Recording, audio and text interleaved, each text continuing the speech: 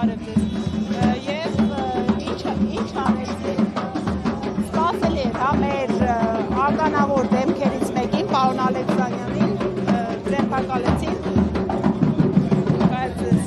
Բարև ձեզ։ Հարգելիներս, այս գործը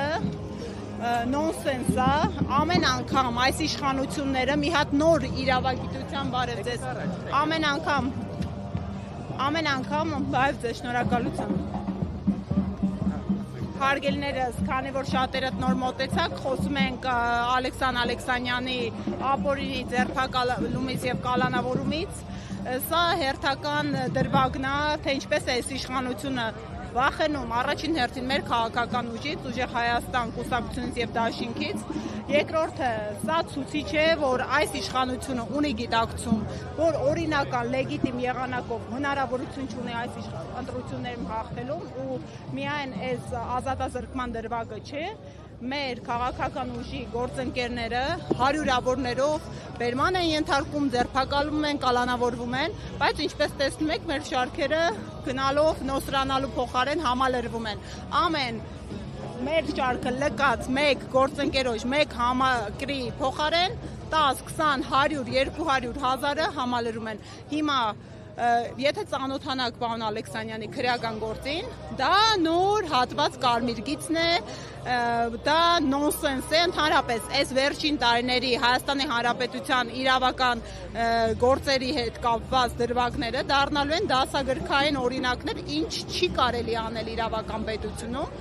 Դասական քաղաքական հետապնդումն է, մնաց մի քանի օր պարոն Ալեքսանյանը ամուր դիրքերում սպասում է հունիսի 7-ի հաղթական արդյունքներին։ Կարծում եք, որ իրավական հիմքեր չկա իր գործերում։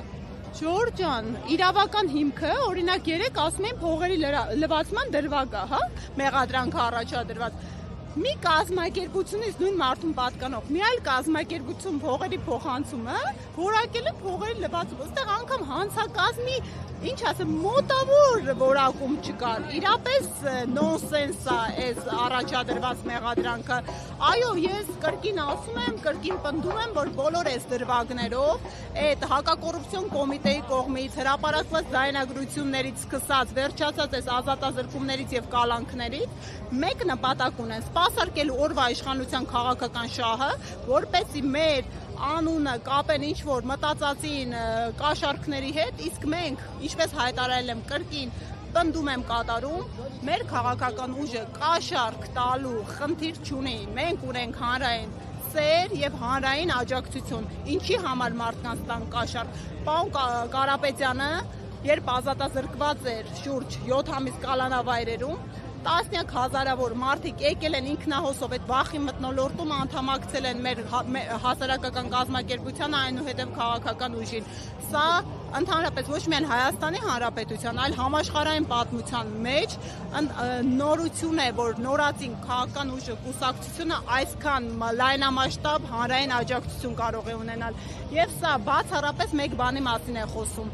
Պարոն Կարապետյանի անցած ուղու, նա մեծանուն բարերար է, մարդ, ով մշտապես եղել է հայ ժողովրդի հայ ազգի կողքին եւ մարդ, ով չի եկել զանգ կախել, ճառեր ասելու, միշտ զանգ է կախել, միշտ բարեգործություններ է կատարել, միշտ նորոգել է, միշտ ստեղծել է, միշտ արարել է ու նա մարդ է, ով Հայաստանի Հանրապետության նորանկախ պետականությունում առաջին եկեղեցին է կառուցել, դեռևս երբ անգամ տուն չուներ։